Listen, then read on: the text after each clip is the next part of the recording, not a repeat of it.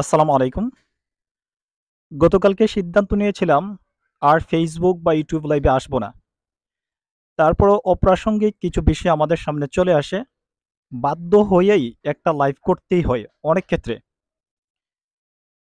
অনেক ক্ষেত্রে হয়তো যে বিষয়টা যেভাবে ফুটিয়ে তুলতে চাই, নিজের দুর্বলতার কারণে হয়তো এভাবে ফুটিয়ে তোলা যায় না। তবে অনেক অনুশোচনা উপলব্ধি করি।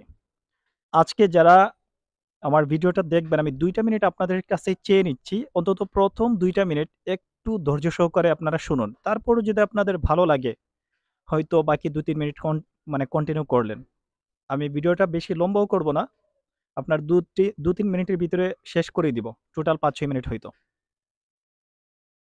আজকে ফেসবুকে একজন পোস্ট করলেন যে ২ জন ব্যক্তি সম্পর্কে, একজন হচ্ছে সাবিলা নূর, যিনি মেবি একজন অভিনেত্রী হবেন, নাটকে অভিনয় করতে পারেন। আরেকজন হচ্ছে আপনার ক্রিকেটার, বাংলাদেশের জাতীয় দলের ক্রিকেটার সাকিব আল হাসান। ২ জনের ব্যক্তিগত সাকসেসফুল বিষয়টা আমাদের সামনে ফুটিয়ে তুলেছেন। এমনকি বর্তমান আমাদের যে যুব সমাজ, এমনকি প্রতিটি পরিবার তার সন্তানকে যেই বিষয়গুলোর প্রতি খুব বেশি আকৃষ্ট করতে চায়, এই বিষয়গুলোই সে ফুটিয়ে তুলেছেন। এই জায়গায় তিনি বলেছেন যে সাকিব আল হাসান উনি গ্র্যাজুয়েশন কমপ্লিট করতে আপনার ১৪ বছর সময় নিয়েছেন। নরমালি আমরা এটা ৪ বছরেই কমপ্লিট করে থাকি, বা আমাদের জন্য ৪ বছরই বরাদ্দ। এখন উনি বলতে চেয়েছেন যে সাকিব আল হাসান ১৪ বছরে গ্র্যাজুয়েশন কমপ্লিট করেছেন, কিন্তু বর্তমানে উনার ব্যাংক অ্যাকাউন্ট ৪০০ কোটি টাকার মতো। অবাক করার বিষয়। অপরদিকে উনি বলতে চেয়েছেন যে সাবিলা নূর, সেও যদি ৪ বছরে গ্র্যাজুয়েশন কমপ্লিট করার চিন্তা ভাবনা করত বা চেষ্টা করত, সে হয়তো বর্তমান বিলাসী জীবনযাপন করতে পারত না।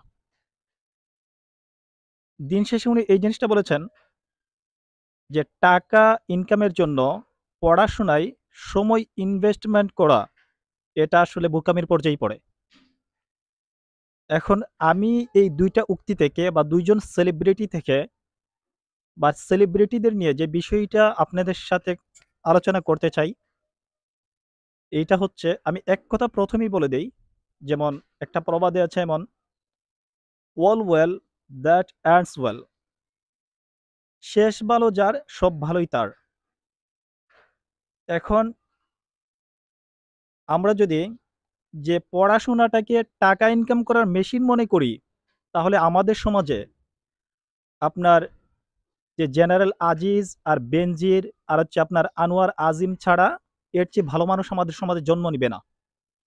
দেশপ্রেম যাদের মধ্যে কাজ করে, যারা দেশের জন্য নিজের লোভ, আকাঙ্ক্ষা, বিলাসিতাকে বিসর্জন দিতে পারবে, এরা জন্ম নিবে না। এখন আমি পড়াশোনার বিষয়ে আসি। যেহেতু আমি বলেছি যে আমার মূল টপিকটা আমি অল্প কথায় শেষ করে দিব। কারণ বেশি লম্বা করলে আপনারাও দেখতে চান না। সুতরাং আমি আমি বেশি লম্বা করব না। আমি পরবর্তীতে পয়েন্টে আসি যে পড়াশোনা জিনিসটা আসলে কি? যেহেতু আমি ফেসবুক পোস্ট দাতা যে ব্যক্তি, ওনার পোস্ট থেকে জিনিসটা স্পষ্টই করলাম যে সাকিব আল হাসানের মতো যদি ১৪ বছরে গ্র্যাজুয়েশন কমপ্লিট করেন, মানুষ আপনাকে গ্র্যাজুয়েট বলবে, কিন্তু পড়াশোনায় আপনার জীবনে কোনো ভূমিকা থাকবে না। পড়াশোনা ছাড়াই আমি কোটি, কোটি টাকা ইনকাম করতে পারবো। সাবিলা নূরদের মতো যদি গ্র্যাজুয়েট কমপ্লিট করি, তাহলে মানুষ পরিচিতি আপনার আমার জন্য কম হবে না। কিন্তু বিষয়টা আমাদের দিন শেষে চিন্তা করা দরকার, পড়াশোনাটা আসলে কি? আল্লাহর রাসূল সাল্লাল্লাহু আলাইহি ওয়াসাল্লাম যখন আরবের জাহিলি সমাজ ব্যবস্থা দেখে, উনি যখন বিষণ্ণতায় আল্লাহ পাক রব্বুল আলামিন স্রষ্টার দিকে ধ্যানমগ্ন থাকতেন, ইতিহাস আপনারা জানেন। তখন গারে হেরাতে হযরত জিবরাইল আলাইহিস সালাম যখন ওহী নিয়ে আসলেন, তখন ১ম শব্দটাই ছিল ইকরা, অর্থাৎ পড়ো। যেই সংবিধান মানব জীবনের মুক্তির, ইহকালীন এবং পরকালীন মুক্তির একমাত্র সংবিধান পবিত্র কোরআন, এই পবিত্র কোরআনের ১ম শব্দই ছিল ইকরা, অর্থাৎ পড়তে হবে। আর সেই জায়গায় আজকে যদি আমি আমাদের সমাজের বাস্তব চিত্রের দিকে তাকাই, আমাদের কাছে এই জিনিসটা স্পষ্ট যে জীবনে সাকসেসফুল হতে গেলে পড়াশোনার কোনো দরকার নেই। এমনকি যারা পড়াশোনার পেছনে সময় ইনভেস্ট করে নাই, আজকে আমি দেখি সামাজিক দৃষ্টিভঙ্গিতে মানুষ্য সমাজে তারাই সবচেয়ে বেশি সম্মানিত। তাহলে পড়াশোনার কি কোনো দরকার আছে? দেখেন, এই ইকরা যখন রাসূল সাল্লাল্লাহু আলাইহি ইসলামকে হযরত জিবরাইল আলাইহিস সালাতু ওয়াস সালাম বলেছিলেন, রাসূল সাল্লাল্লাহু আলাইহি ইসলাম উত্তর দিয়েছিলেন, লা আদরি, আমি কিন্তু পড়তে জানি না। যখন বলেছিলেন ইকরা বিসমি রাব্বিকাল্লাযী খালাক, তখন রাসূলুল্লাহ সাল্লাল্লাহু আলাইহি ইসলাম সূরা আলাকের ৫টি আয়াত পড়েছিলেন। আমি আসলে এই কথাগুলো দ্বারা এই জিনিসটাই বোঝাতে চাচ্ছি, যদি আপনার শিক্ষার মাধ্যমে, আপনার পড়াশোনার মাধ্যমে দুনিয়াবি ইম্পোর্টেন্স আপনাকে বোঝানো হয়, তাহলে আপনার জীবন গঠনে পড়াশোনার দরকার নাই। পড়াশোনার রেজাল্ট, পড়াশোনার ফলাফল আপনার জীবনে পাবেন না। আপনার পড়াশোনার মূল উদ্দেশ্য হচ্ছে আপনার স্রষ্টার পরিচয় লাভ করা। আপনি যদি আপনার স্রষ্টার পরিচয় লাভ করতে পারেন, তাহলে আপনি আপনার জীবনের প্রতিটি মুহূর্তে, প্রতিটি নিঃশ্বাসে পড়াশোনার প্রয়োজনীয়তা অনুভব করবেন। আর যদি আপনি পড়াশোনার সফলতা যদি দেখেন বেনজির, আপনি যদি সফলতা হিসেবে দেখেন আপনার যে জেনারেল আজিজ, আপনি যদি দেখেন আনোয়ারুজ্জামান, আপনি যদি এদেরকে সফলতার মানদণ্ড হিসেবে দেখেন, তাহলে পড়াশোনা জীবনের মানে পড়াশোনা জীবনের মধ্যে পড়াশোনার কোনো ভূমিকাই নেই।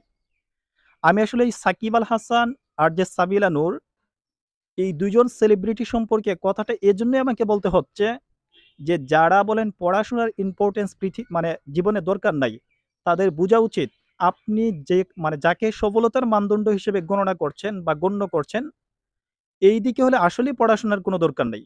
পড়াশোনা ছাড়াও অনেক মানুষ সাকসেসফুল, এমনকি থার্ড ক্লাস টাইপের স্টুডেন্টরাই পৃথিবীটাকে নেতৃত্ব দিচ্ছে।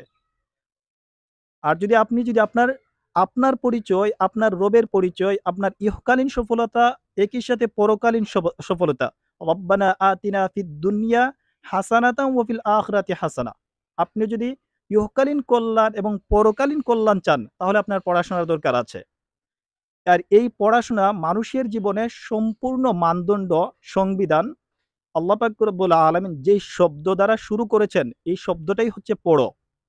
সুতরাং যারা বলছেন যে পড়াশোনার দরকার নাই, আর যারা দুনিয়াবি সফলতা দিয়ে একজন এডুকেটেড পারসন বা একজন পড়াশোনা করার মতো মানসিকতা যে লালন করে, তাদেরকে বিচার বিশ্লেষণ করেন, আপনাদের একটু চিন্তা ভাবনা করা উচিত। আর যারা আপনাদের থিঙ্কিং অনুযায়ী, লজিক অনুযায়ী সফলতা অর্জন করে নিয়েছেন, বা একসময় চাইতেন যদি আমি এই জিনিসটা, এই কাজটা করতে পারি, হয়তো আমি সফল হইতাম, আজকে আপনি নিজেকে চিন্তা করুন যে আপনার অবস্থান আপনি কতটুকু সফল, এবং আপনার বিগত যেই জীবন থেকে যে সমস্ত দিনগুলো চলে গেছে, ওই দিনগুলোর একটু হিসাব মিলান। আর অনাগত যে ভবিষ্যৎ আপনার সামনে উপস্থিত, ওই ভবিষ্যৎটাকে নিয়ে আপনি একটু চিন্তা করুন। আশা করি আপনিও বুঝতে পারবেন যে পড়াশোনার ইম্পর্টেন্সই আসলেই মানুষ্য জীবনে আছে কি নাই। যেহেতু আমি বলেছি যে আমার ভিডিওটা বেশি লম্বা করব না, আজকে এখানেই শেষ করে দিচ্ছি। আসসালামু আলাইকুম ওয়া রাহমাতুল্লাহ।